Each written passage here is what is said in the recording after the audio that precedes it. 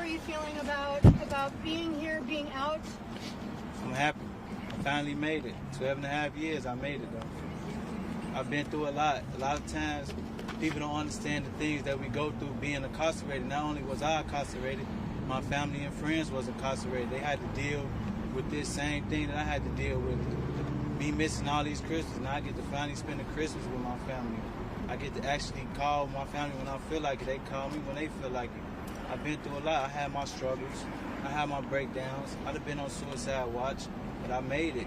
But I'm also got so much trauma. I can't sleep without psych medication. I can't even think straight. I'm paranoid. I'm messed up. But through the strength of my family and my friends, I made it though. And this is what messed you up? Yes, it messed me up bad. Very bad. Like, Darian, how you feel right now, standing outside? I mean, you're not inside of a jail cell. You're not in cuffs. You're not in a suit. It ain't registered yet. I still don't even, like, it ain't registered yet. It's gonna hit me though. When it hit me, I'm gonna be happy. I lost a lot. I lost all my friends. I lost a lot of things. I lost things I could never get back. No amount of money can repay the time that I lost. I already spent that. You asked me to choose the money or my time back. I already take my time back because I missed some of my best years. But man, I'm finna live some good years now. What do you want to do? What do you want to do? Have a family.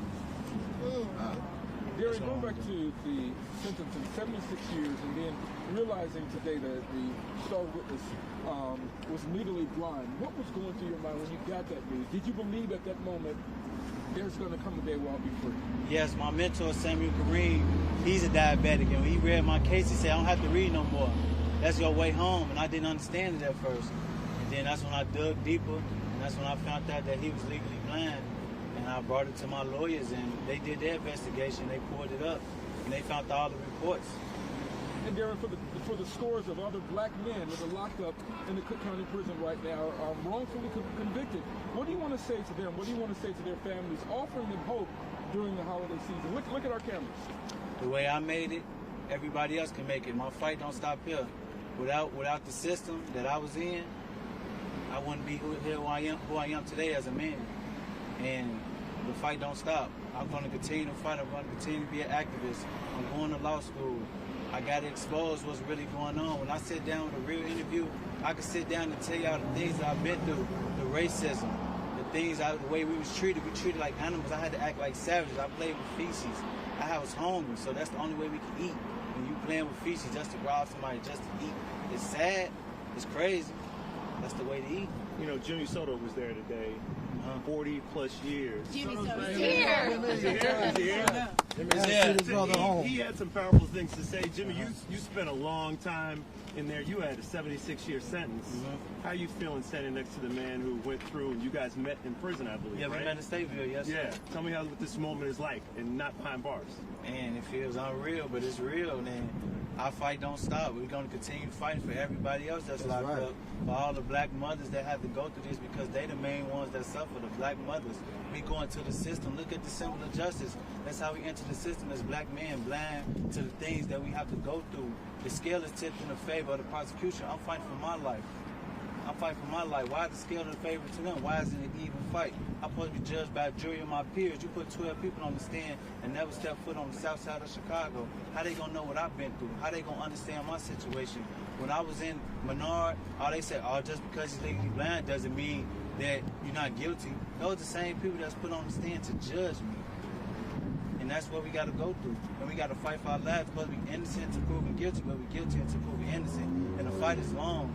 I got my fight over with because of my mentor, Samuel Kareem. He stayed on me every day in that cell.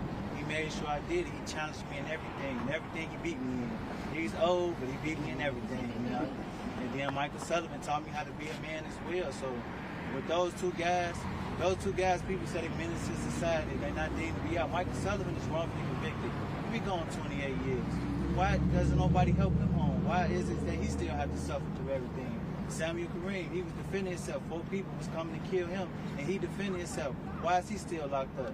I was in the cell with a man on death row. Sometimes you don't even know how that feels to be in the cell with somebody that I know don't supposed to be here. But that man that was here, that's why I'm here right now.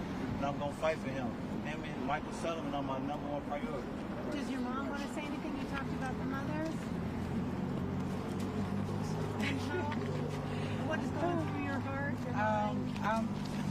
I'm at a loss for words. I'm just so excited. But I want to tell the families, please do not stop fighting.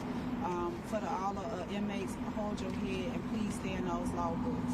This is living proof. Don't stop fighting. You can come home one day too. Jimmy, what is this moment like? Because you said something earlier, now you get to stand next to there. Tell me what this moment is like. I mean, I said it before, is you pay it forward, you know. He's going to pay it forward for Michael Sullivan and Samuel Kareem, and then they're going to pay it forward. And pretty soon, there's going to be a lot of brothers and sisters who are wrongfully convicted that are going to be here, black and brown people. And I think that it's just going to continue because the system is truly broken. Yeah. And even though some they may not be wrongfully convicted, the Constitution say they supposed to be put in this prison system as a rehabilitation. They supposed to have a second chance at life. They deserve their second chance. They deserve their second chance. Nobody is perfect. A sin is a sin. A crime is a crime. But how you know this person changed if you never give them a chance? You put us in the jails. I had to learn on my own. They didn't have no programs for us to learn. I had to learn business books on my own. I sat in that cell and I had my family and friends send me these business books. I had to learn about stocks on my own, real estate, trucking, everything, so I don't have to get out and re-offend and turn to the streets just to make it. And a lot of times we are judged because they say, oh, he got out, he re-offended. What opportunity did you give him? You want to take these guns out these kids' hands, but can you place an opportunity in the other hand for them to stay out of the streets? That's it. That's it. That's it. Yeah. So I want to just thank Kim Fox again, and I want to thank my lawyer right here. She fought for me real hard. She's my angel. And I just want to thank my family. And man, I want to thank Samuel Kareem and Michael Sullivan. I wish that from this interview that people reach out to them and start trying to help them now because they my main fight. And I want to do a real interview to sit down with somebody and really talk about what I went through to really break down the prison system and understand what we've been through. Because nobody really understands.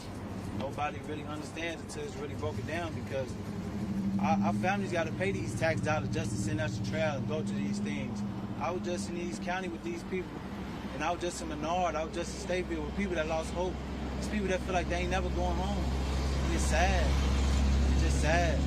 And the way we fight, we've been new about this situation since, 2017? We've been new he was legally blind. Why did it take so long? And why we had to fight so hard? Sometimes when the evidence is just that blank, just let them go. And it had to take for Kim Fox to step in, so it just shows you that everybody else is just not right. The conviction integrity denied my case, and they say, oh, some Mr. Perry. That's not even my name. They didn't even have the audacity to spell my name right, you know? It just shows you that they don't care. And we just need somebody to care for us. We need help. We're not bad people. We just a product of our environment. Nobody understands how it is to grow up. It shouldn't be normal for us to be walking past and see a dead body. Oh, that's just normal. That's just a normal day. Drugged in. Oh, that's just a normal day. He drugged in to feed his family. He doing this to feed his family. He don't have no other way out. He don't have another way out. So I'm gonna be everybody's way out. I'm gonna be the face of everything. What are you gonna do tonight? Go chill with my family. Eat some food. Yeah. That's real food. Thank you, man. We're excited for you. Thank you. All right, thank you. Any more questions? You're good for now. All right. Well, Mom, All right, thank you. Thank you guys. Sorry it's so cold Bye, and took so everybody. long. Let you enjoy your family at home. We'll be in touch. Yeah. We'll be there. We're going to get some more out.